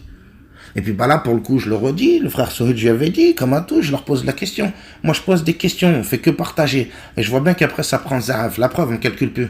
Style Zama, je suis mort. Je suis pas mort, je suis là. Je suis toujours sur la chaîne. Avant, le frère Sohail venait commenter, Lyon Muslim, les gens venaient commenter, les frères Coran seuls, ils viennent plus commenter. Allez, ça ne plaît pas de poser des questions? Ben, on pose que des questions ici, on fait que, c'est une chaîne de partage, comme on a dit. Moi, j'ai créé cette chaîne pour du partage, depuis le début. Je suis pas venu enseigner quoi que ce soit. Je suis pas un chir.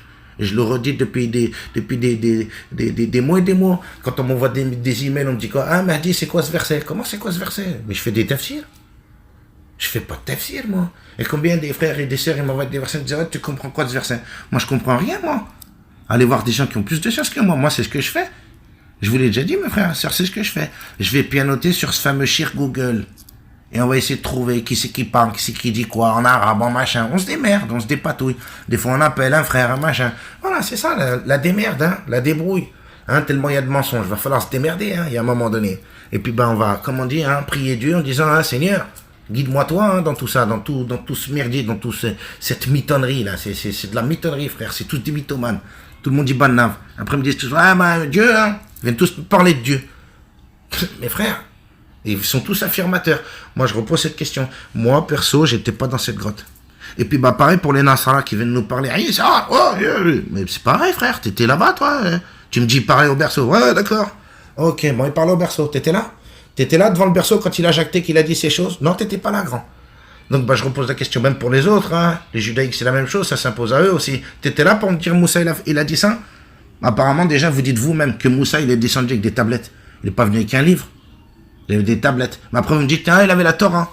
Ça aussi, c'est intéressant, mes frères et sœurs. Il y a tellement de choses, comme je dis, à partager. Allez rechercher, vous verrez. À l'époque, eux, ils leur disaient, arrêtez de leur faire réciter les 10 commandements de Moussa, car ils vont croire que la Torah n'est pas descendue sur lui. Allez vous taper la tête avec ça. Puis après, vous avez les Nasara qui arrivent, et eux aussi. Arrêtez de leur faire répéter les 10 commandements d'Aïssa, car ils croiront que l'évangile n'est pas descendu sur lui. Allez, on continue dans la démarche. Aujourd'hui, c'est pareil, dans le Coran, les 10 commandements, ils sont là. Mais ils sont... Bon, je me dis, l'autre, là, machin, là, hein, mon ennemi. Pour moi, je vous le redis ça aussi, depuis des années que je suis musulman, entre guillemets, j'ai été musulman, j'ai toujours dit, mon ennemi, c'est l'autre. C'est pas le sunnite du coin, ou le chiite, ou machin, ou le chrétien, ou le kahlouche, ou... Rien à foutre de tout ça, frère. Ces a priori-là, tu les gardes pour Darwin et ses copains. Ceux qui pratiquent justement l'eugénisme social. Allez vous renseigner, le darwinisme a créé l'eugénisme social. Qui a pratiqué ça? Hitler, je crois que c'était aussi Staline. Ces gens-là étaient... Mao Tse-tung aussi, apparemment. Ils voulaient, eux, faire ça. L'eugénisme social, descendu du darwinisme. Je me dis, qui a fait ça? Mon ennemi, depuis le début. Lui veut la haine entre les peuples, la haine entre les gens. C'est lui mon ennemi.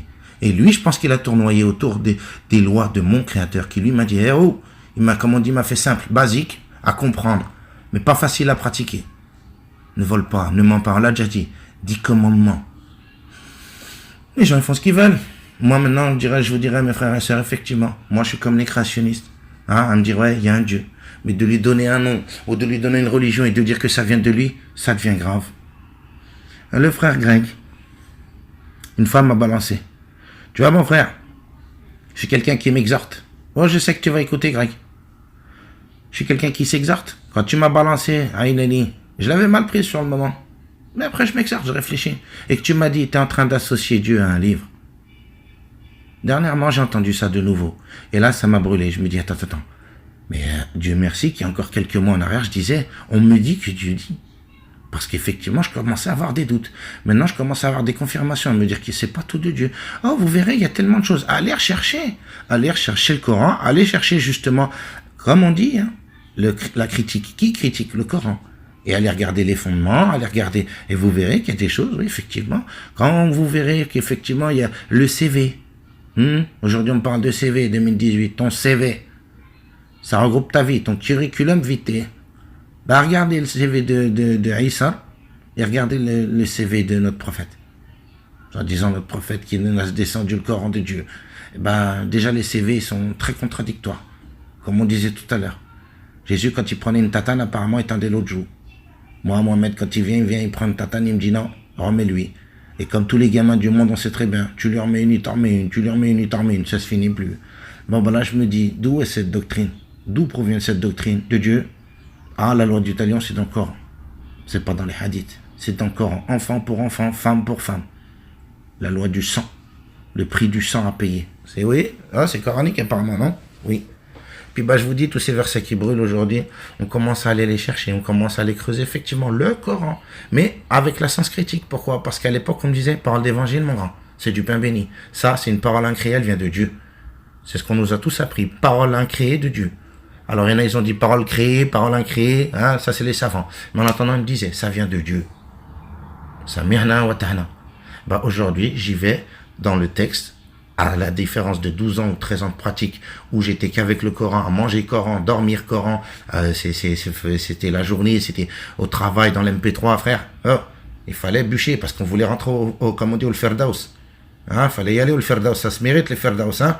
Moi, je voulais pas le petit degré. Moi, je me disais, moi, j'aimerais bien être avec les nabis là-haut, hein, au bord de l'étang, en train de boire du bon halib avec eux, et qui me racontent, eux, la véritable histoire. Je me voyais déjà dans ce game. Moi, je me disais, allez, faut bosser. Coran, nawafil, salat doha le matin. Ceux qui connaissent, salat doha, que Bilal, soi-disant, il faisait. Voilà, j'en étais où, moi, mes frères et sœurs? Moi, j'avais la clé de la mosquée. Mon Seigneur m'en est témoin. Je venais 1 heure avant l'imam pour lire du Coran. Pour essayer de comprendre la parole de, soi-disant, mon Dieu créateur. Bah, aujourd'hui, 12 ans après, je me dis, est-ce que c'est bien Dieu qui a dit tout ça? Je me retire tout doucement avec humilité en me disant, Seigneur, peut-être c'est toi, peut-être c'est pas toi. Et dans les 3 livres comme ça, peut-être c'est toi, peut-être c'est pas toi. Mais qui je suis pour aller dire, ça c'est toi, ça c'est pas toi? Ça c'est sûr, ça, ouais. Comme il a dit le frère, demain je dirais, c'est ton livre. J'ose pas. D'être affirmateur. Et envers Dieu, encore pire. De dire, oh, c'était ton livre. C'est toi qui me l'as donné. Mais il va te dire, est-ce que tu me l'as reçu de la main à la main? C'est moi qui te l'ai donné? C'est ce que pourrait dire un simple juge être humain. Il te dirait ça. Vous êtes en train de me dire que c'est mon livre, mais est-ce que je vous l'ai donné moi de la main à la main? De la main à la main. Bah moi, mon Seigneur, il va me dire ça. Il m'a dit, je te l'ai donné à toi? C'est toi qui as eu la révélation? Non. Est-ce que tu étais là le jour de la révélation aussi? Est-ce que je t'ai pris justement toi à témoin? Non. La preuve, dans un verset, il me dit, ils te disent que tu es le prophète. Non. Ils mentent. Moi, je dis que. Là, dans ce verset, on me dit que c'est lui qui parle apparemment. Et il dénie les autres en disant, non, eux, ceux-là, ils mentent. Ben moi, je suis qui, moi? Pour dire, oui, ça vient de Dieu. Le Coran, il me dit, il vient de Dieu. Mais les autres livres aussi, ils disent qu'ils viennent de Dieu, non? Bon, mes frères et sœurs, je vais vous laisser sur ça. Ça faisait un petit moment, je voulais partager avec vous. Après, il y a d'autres choses encore, vous verrez. Hein. Il suffit de creuser. Vous allez creuser de votre côté aussi. Creusez un peu. Hein, pour les frères et sœurs sincères, vous verrez. Hein. Vous verrez. Et puis, pour terminer la vidéo, je vous remercie encore à ces frères et sœurs sincères qui étaient là. Malgré que je suis encore dans la panade que j'ai besoin de vous. J'attends d'autres frères et sœurs, ceux qui n'ont pas encore entendu la vidéo avec ces périodes un peu troublantes, les gilets jaunes, puis il y a eu les fêtes, tout ça. Bref, la France, comme on dit, elle est au ralenti. La vidéo, la dernière, j'ai vu qu'on était à 400 vues. D'habitude, on fait un peu plus. Donc, pour les frères et sœurs qui reviendraient là, si vous pouvez m'aider à rentrer en contact à travers l'email que j'ai donné dans l'avant-dernière vidéo, elle dure 6 minutes. Vous avez l'adresse mail, si vous voulez m'aider, ce sera avec grand plaisir. Et puis pour les frères et sœurs qui ont participé, je vous ferai une vidéo spéciale pour vous. Pour vous montrer votre aide, elle est où. Voilà, je tiens à le faire, j'ai dit une fois dans un email à un frère, il m'a dit non, c'était pas la peine, si moi je le ressens nécessaire. Je tiens à prouver aux frères et sœurs qui ont participé à cette aide où est leur aide. Ils le verront dans quelques temps et je le ferai, je tiens à le faire pour, entre guillemets, pour vous remercier, pour vous prouver que votre aide, elle est bien, comme on dit, dans le Hassan, pas dans le Haram. Mes frères et sœurs, je vous dis salam alaikum et je vous dis à bientôt. Ça m'a fait plaisir de repartager avec vous cette petite vidéo. Vous verrez, si vous faites des recherches, venez partager ce que vous allez trouver aussi de votre côté. Les choses qui prouveraient que, voilà, comme je vous dis, moi, en ce moment, pour moi, c'est les 10 commandements. Il y a rien d'autre, en fait. C'est tout du montage, peut-être. Je pense comme ça. J'en suis intimement convaincu. Après, voilà. Mes frères et sœurs, je vous dis à plus tard. Portez-vous bien. Prenez soin de vous. Assalamu alaikum. Ah, j'oubliais. Je vais vous mettre 1 ou 2 photos de notre copain, là, Obama. Et puis, je sais plus si j'en ai 1 ou 2 encore, je sais plus. Mais bref, je voulais vous mettre ces photos de ce fameux Obama. Soyez pas choqués, parce que j'en ai pas parlé, j'avais zappé. Comme je vous disais, il y a tellement de choses à dire. Ces Gugus, là, ils s'habillent en muse-muse. Le week-end, c'est pour amuser les gens. Hein. Comme j'ai dit, ça les fait muse-muse de se déguiser en muse-muse. Ça les amuse de se déguiser en muse-muse. Hein, ces gens qui étaient soi-disant des Nasara, et comme je vous avais dit une fois dans la vidéo, eux, ils viennent, ils prient Allah dans un temple. Ouais, il y a tellement de choses, je vous ai dit, Après, on pourrait repartir, là, voilà, ces derniers jours, on a été recherché encore sur l'autre, là, le fameux Queen, là. On me dit dans le film, soi-disant, puisqu'il a sorti son film, machin, comme je vous l'avais dit, ça aussi, je l'interprétais comme un signe. Ce jour-là où j'ai parlé de ce fameux homosexuel qui vient, qui me parle dans Allah, qui prie en Allah, ce jour-là, on me balance la démo du film. Hein, le film, il sort. Bah là, on a eu des échos, des gens qui ont été le voir, qui me disent qu'apparemment, ils le font passer pour un bon croyant. Mon croyant en quoi? Il était croyant en Zoroastre. D'ailleurs, ça, c'était une petite parenthèse que j'aurais voulu vous partager. Donc, ça tombe bien l'un dans l'autre. Donc, oui, les Zoroastres. Les Zoroastres, leur religion, c'était quoi? On me dit dans le Coran, c'était les Magus, les mages, les gens du livre. Eux aussi appartiennent aux gens du livre. C'est les savants qui le disent. On va essayer de faire court. Donc, Zoroastre, c'est un gars, il est venu, il a jamais dit qu'il était prophète. Au contraire, il a dit tout simplement qu'il y avait un dieu qui s'appelait Ahura Mazdoura. Bon, après, c'est son délire, il vient, il me dit ça. Il me dit que sa religion, entre guillemets, elle comportait 5 prières, qu'elles étaient pas obligatoires, elles étaient, entre guillemets, nawafil. Tu veux les faire, tu les fais, tu veux pas les faire, tu les fais pas. Ils avaient pas de dogme en soi. Le seul vraiment dogme, ils le résument. Leur livre, ils résument ça, ils disent bonne pensée, bonne parole, bonne action. Voilà la religion des mages. Les magus qui sont soi-disant aussi nommés dans le Coran, qu'on me dit que c'est les gens du livre. Donc là aussi, pour le coup, je me dis un dogme encore différent. Lui, il avait ni de prière ni rien. Apparemment, c'était faites du bien, hein, comme on l'a dit une fois. Ben là, ils le résument eux-mêmes. Ils disent, allez voir, vous verrez. Les Zoroastres, ils disent, leur religion, le dogme principal, c'est ça. C'est bonne action, bonne parole et bonne pensée. Voilà. C'est leur philosophie, enfin leur résumé, leur croyance, c'est ça. Voilà, c'est leur dogme, c'est ça. Ils le disent eux-mêmes qu'ils ont leur Dieu, il a pas besoin, enfin leur Dieu, le Dieu unique apparemment, il a pas besoin de prière ou de quoi au caisse. Voilà, pour le coup, c'est intéressant. Et on me dit l'autre là, il était zoroastrien, le fameux Queen. Effectivement, on a été chercher. Apparemment, ses parents, ils disaient qu'il était zoroastrien, pratiquant, que bon, bref, avec son homosexualité, bon, c'est tout un bordel. En attendant, en 1975, il me sort un son. Il s'appelle The Prophet Song. Dans cette musique-là, il me parle de qui? Il me parle de ça, de Zoroastre. Toutes les paroles qu'il donne dans cette musique, ça vient de la religion Zoroastre. Très intéressant que je vous dise ça. Pourquoi? Parce que je vous l'ai déjà dit. Lui, il vient, il me dit qu'il prie en Allah. D'accord? Donc, on sait que, si vous allez rechercher, vous verrez. Qui a détruit, justement, entre guillemets, la religion des Zoroastres? Les musulmans. Avec un fameux jihad.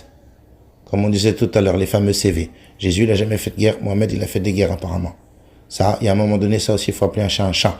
Bon, bah, les Zoroastres, ils se sont fait défoncer par qui parle en pur musulman. Hein, c'était ou, comme ils disent, hein, c'est ou l'impôt, hein, ou alors, voilà.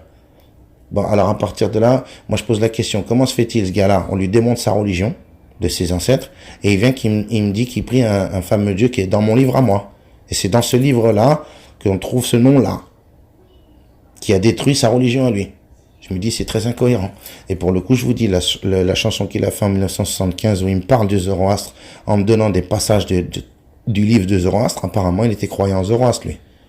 Et ça, les Zoroastres, c'était 1500 ans avant Jésus. On me dit qu'ils avaient une influence sur les chrétiens, qu'ils avaient aussi une influence sur les juifs, parce qu'ils ont libéré les juifs de Babylone. Les Zoroastres, ils viennent de la Perse, de l'Iran actuel. Intéressant pour le coup, aller chercher peut-être. Donc vous verrez, là aussi, on me dit dans le Coran, comme d'hab, que c'est des gens du livre, ces gens-là, les Magus. Bon, bah, leur religion, je repose la question comme au début. Leur religion, c'était ça, hein? Ah bah, dis donc, facile, frère. Fait que du bien, en fait, pour résumer. Moi, on vient me dire, tape ta tête, montre, on descend, hein, mange pas, bois pas, fais pas, si, ça, ou là, ouch, ah. Mais lui, c'était, fait que du bien. Bonne parole, bonne pensée, bonne action. Bah, dis donc, bah, j'aurais aimé vivre à 100 ans, alors. Pourquoi nous, aujourd'hui, c'est aussi compliqué? Dans le monde où on vit, en plus, c'est encore plus compliqué pour nous, dans le monde lequel on vit, un truc de trépané. Bon, mes frères et sœurs, je vous ai dit, il y avait tellement de choses. Mais bon, ça, c'était, voilà, des petites choses à vous rajouter. Donc, choquez pas si vous voyez Obama et d'autres gugus qui se déguisent en muse-muse et qui, eux, prient Allah dans des temples le samedi, dimanche. Je me dis, bon, ok. Allez, sur ce, mes frères, je vous laisse méditer à tout ça. Il y a de quoi aller rechercher, vous verrez. Tout ça, j'invente rien comme d'hab. Moi, j'ai rien inventé. Je fais juste que poser des questions et partager. Allez, salam alaikum à vous. Prenez soin de vous. À plus tard. Si le Créateur le veut.